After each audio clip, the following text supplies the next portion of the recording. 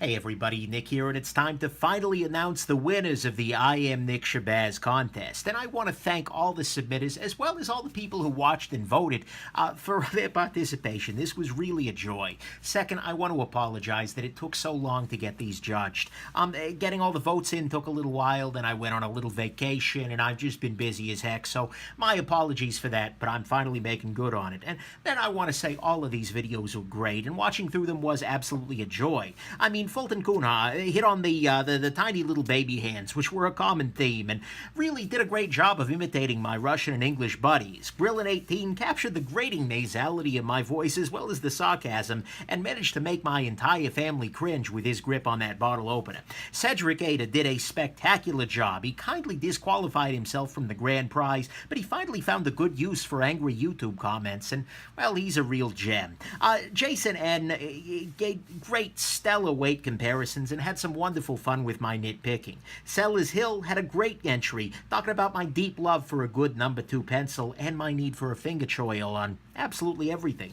Marcus Hofer did a great job capturing my love of tiny knives and my occasional, well, let's be real here, constant struggle with properly numbering the rats. And I actually mentioned the missing bearing, which must not be mentioned, but you know what? That's okay. I probably deserve that one. Paper Bird gave me a re-review of the Spyderco Techno, hitting on the problem inherent to knife reviewing while drinking large amounts of cough syrup, which I'll keep in mind for the future, and then hit on my secret love for the Techno, which, oh man, I'm looking for the Techno too.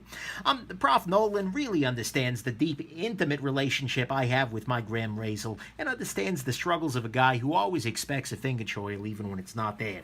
Storm Bonzo showed a sense of brevity I may never actually have with his lightning reviews, and BT Shop's Hobo Knife review, well, first time somebody reviewed a knife that's rustier than my knowledge of geometry. C.S. Graves hit on a custom clip truly worthy of a sculpture, seeming to understand that a size comparison is the backbone of a good review, and understands the trouble of pocket clips when you're wearing a Speedo. Stora's Studio, the Norwegian Nick Shabazz, well, frankly, a lot of people would argue his English is better than that of the American one over here. And he shares the story of my engagement for the very first time on YouTube and drops a marvelous pun that I just cannot believe I missed in the Homefront review. And then Bill Kempthorne produced a great review of a Z Hunter Green banana and gets at one of my most common banana gripes, which is the lack of one-hand opening. Spade Knife Works, of course, managed to actually have most of the obscure knives that I use for size comparison, which was handy. And given that he now owns my Oceanus and my Carbon Fiber PM2, I think he's got a pretty reasonable shot at being Nick Shabazz. And he's actually the only person to bring the Soviet anthem into this, for better or for worse. And of course, that EDC freak touches on the fact that I just hate everything, which is some days weirdly true and highlights my fact that, or the fact that my choice not to reproduce will actually reduce the number of jump cuts in the world. Rogue Boy Scout hit on this wonderful Abraham Lincoln multi-tool, capturing my good love of a carumbit on a Swiss Army knife, and braves the legions of Triad Lock fanboys. I mean, seriously, that takes bravery. Mindacre Knives finally captured Nick Shabazz's face on video, which was kind of surprising, but I guess it's good that it's out there, and shows video editing prowess far in excess of my own. Now, let's move on to the results. After calculating your votes, as well as the votes from myself, the fiancé, and my dearest of mothers, I have identified a very honorable mention, 3 runners-up, and then 1 winner. The honorable mention goes to Landon Blazer, who was one of my youngest fans at only 12 years old, and although he didn't quite make the final 4 in viewer voting, he was absolutely a favorite among the 3 of us, because, well, he's got some elements of my voice down pat. He really hit on all the relevant fit and finish aspects of yoga, and absolutely covered the use of yoga as a tactical self-defense system. And considering that it takes serious bravery to put something on YouTube, and frankly, I really respect the fact that even at his young age, he's already able to make fun of the people who take Tactical World too damn seriously. He brought me a lot of joy, and according to my dearest mother, who ranked him number 1 out of everybody, Landon sounds exactly like a younger Nick and has serious potential as a reviewer in the future. And so, because I want to support new folks getting into the hobby, Landon's going to be getting this little guy, a Benchmade 555-1, once I finish the review. It's going to be his first high-end knife, and that, along with a Z Hunter, which will be his first abysmally low-end knife. Hopefully it'll bring him a lot of joy. And thank you again to the Patreon patrons who make it possible for me to do these kinds of nice things. So anyways, Landon, congratulations on your honorable mention. Still got to review this guy, but this will be heading your way one of these days here soon. Fourth place went to REW, who really captured my love both of movie magic and my love of data visualization, which I don't really get into on the channel too much, but I probably should. He also highlights my lack of belt buckle and bayonet reviews, but he's completely missing the fact that I would review the heck out of a lightsaber. I mean, seriously, physicists, make a lightsaber happen, and I will publicize it like crazy. I carry knives because lightsabers aren't a thing yet. I would love to open boxes with a lightsaber. Anyways, and the fiancé says thank you very much there, Ari.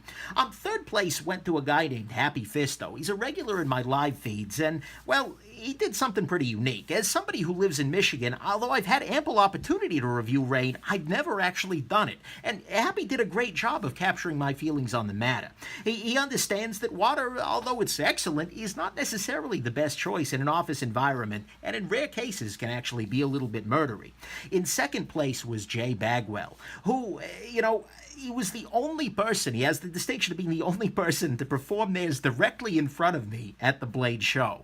He didn't realize that I was standing right there and did his impression for Frankie and Bert, ending it with something along the lines of, but I don't know that I, would do it in front of him. And there I was. So that was a beautiful thing. But look, his review was beautiful too, because he lampoons my love of obscure knives, does some great Russian accent reviewing, and captures my love of pocket shotters and hand raises, which is just a beautiful thing. Each one of those three runners-up brought me serious joy, and each of these folks needs to reply to their original message sending me the video with a shipping address, because each one of them is going to be getting a Z Hunter.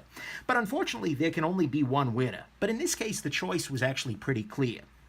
Both the viewers, the fiancé, and myself ranked this one as absolutely number one, and that was Matt Finish. In his review of the Fisher Space Pen, he not only really kind of nailed the voice, but offered a super useful chicken feather size comparison, which I really need to bring into things, and really got to the core of my snobbery with an incredible sense of humor. So Matt, congratulations. Message me again, just replying to the original thread, and we will arrange a grand prize, which is a Delica of your choice, whatever color you'd like, a watch that's Nick Shabazz recommended, pocket shotter, of course, and the Z Hunter. I cannot think about pocket shotter anymore without thinking about the jacket and the charter boat.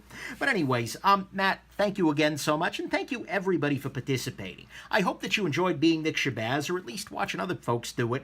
And, of course, I hope that you all have yourselves an absolutely wonderful rest of your day. Bye now.